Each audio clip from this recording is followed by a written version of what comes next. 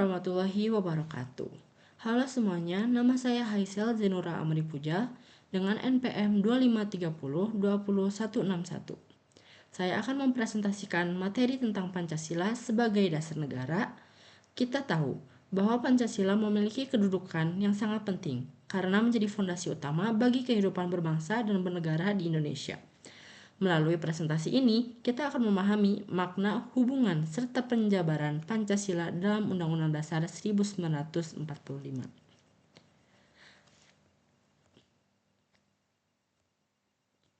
Pancasila sebagai dasar negara berarti bahwa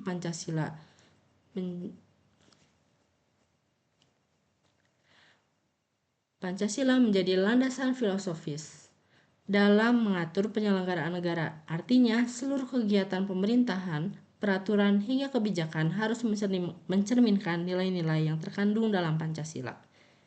Dengan kata lain, Pancasila menjadi arah dan pedoman agar negara Indonesia tetap berjalan sesuai cita-cita pendirinya.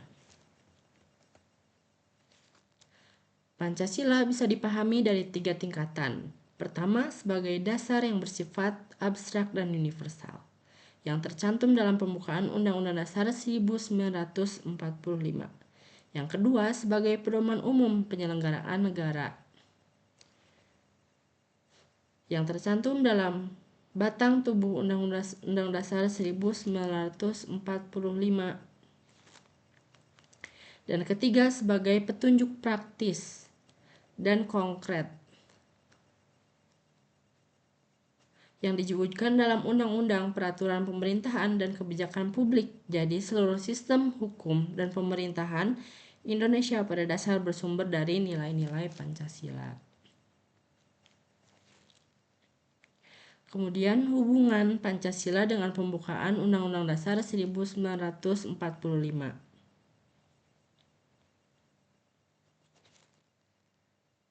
Pancasila termuat secara jelas dalam alinea keempat pembukaan Undang-Undang Dasar 1945. Pembukaan ini menjadi sumber tertib hukum tertinggi dalam mencerminkan semangat perjuangan bangsa dalam meraih kemerdekaan. Pancasila pembukaan Undang-Undang Dasar 1945 juga memiliki hubungan yang tidak dapat dipisahkan. Pancasila memiliki dasar nilai, sedangkan Undang-Undang Dasar 1945 memberikan bentuk dan ketentuan hukumnya.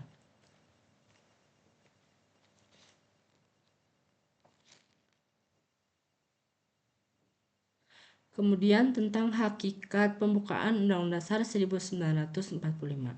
Pembukaan Undang-Undang Dasar 1945 disebut sebagai Stats Fundamental Norm atau pokok kaidah negara yang fundamental.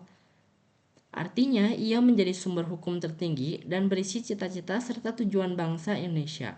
Karena itu, pembukaan Undang-Undang Dasar 1945 tidak dapat diubah oleh siapapun.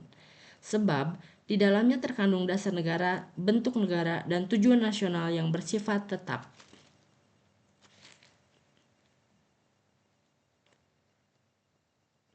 Kemudian Pancasila sebagai sumber hukum. Dalam pasal 1 ayat 3 Undang-Undang Dasar 1945 disebutkan bahwa Indonesia adalah negara hukum.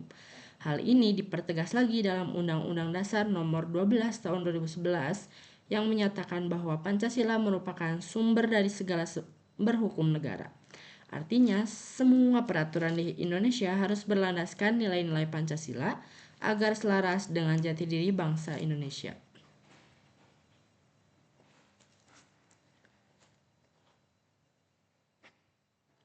Kemudian penjabaran Pancasila dalam Undang-Undang Dasar 1945. Nilai-nilai Pancasila dijabarkan secara nyata dalam pasal Undang-Undang Dasar 1945. Sila pertama, ketuhanan yang Maha Esa, tercermin dalam pasal 29 dan 28 tentang kebebasan beragama.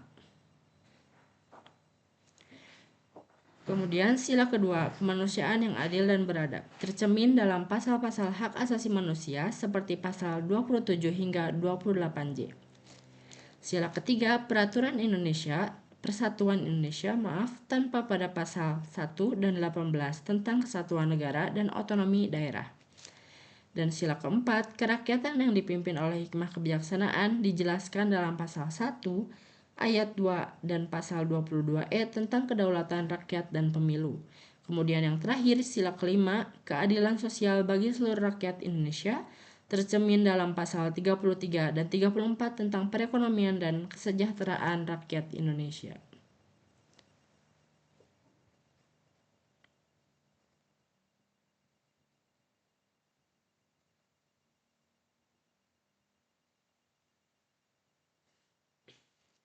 Sebagai kesimpulan, Pancasila bukan hanya sekedar simbol, tetapi merupakan jiwa, dasar, dan arah kehidupan bangsa Indonesia.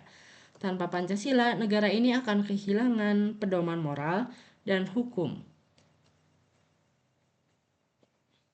dan menyatukan kita semua. Karena itu, mari kita sebagai warga negara Indonesia terus mengamalkan nilai-nilai Pancasila dalam kehidupan sehari-hari, baik dalam bersikap, bertindak, maupun berinteraksi dengan sesama. Terima kasih atas perhatian teman-teman. Wassalamualaikum warahmatullahi wabarakatuh.